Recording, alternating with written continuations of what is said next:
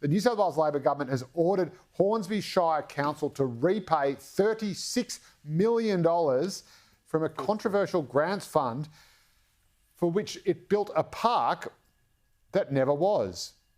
They took the money. That means they didn't build the park. It's a bit like Jerry Seinfeld and the reservation.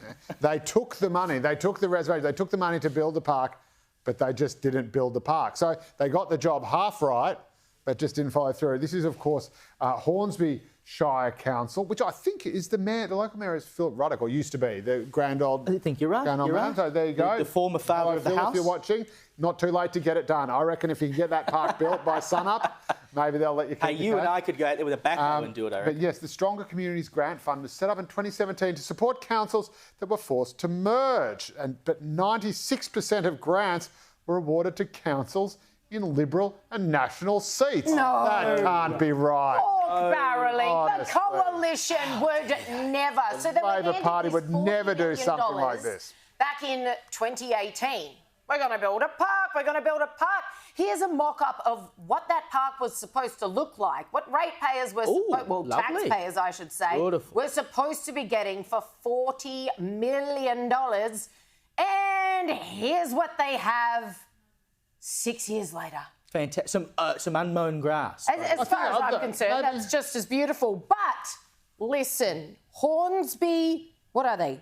Hornsby Shire Council. If you were smarter, you would have spent the money quicker. Okay. Notably, this As a grant... former councillor, Liz knows what she's talking about. I do. You get a grant, you spend the grant, That's okay? Right. No mucking around. So now the federal government is like, can you give our money back? Because not only was there the whole pork barrelling thing going on, but you haven't spent it and there's no park, and the Shire can't justify to the federal government, oh, it's properly underway.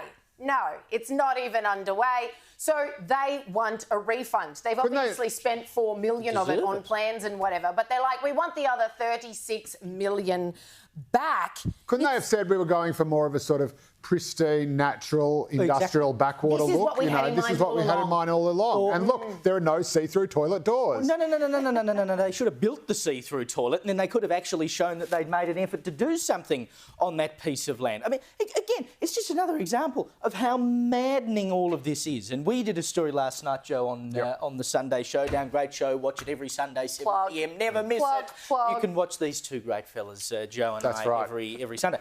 But I did this story last night about a fifth of councils in Victoria in this council term have either been sacked by the state government or they've had a state government monitor put in charge of them to sort of make sure they don't go off the edge because they're that badly behaved. They can't build toilets properly. They can't build parks when they're given $40 million in order to do so. They get sacked because they can't even get through a meeting.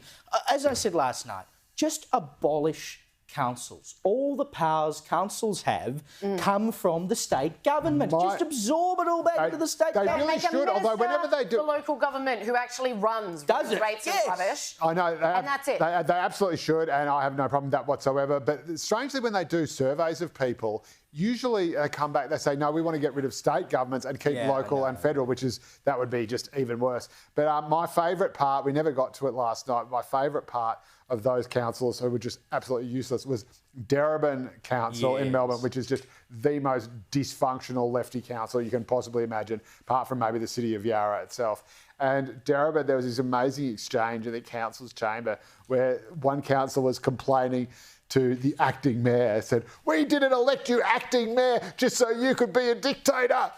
And the acting mayor said back, oh, well, tough. But didn't even deny they were a dictator. Like, isn't that the bit?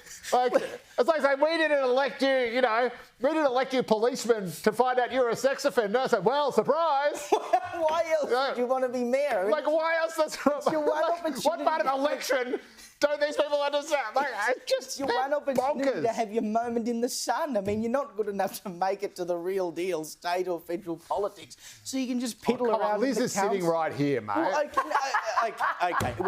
One exception over here. But, seriously, the number of people who end up on councils who just are there because, I don't know, they get angry about the toilet block on the corner, which, you know, in the case of Adelaide was actually legitimate.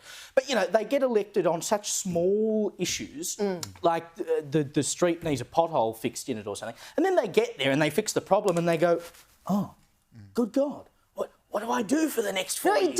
It does attract a weird demographic, which most of politics does. You've got the loony, the lonely and the ambitious. You look at the lay party of any party and that's who you've got.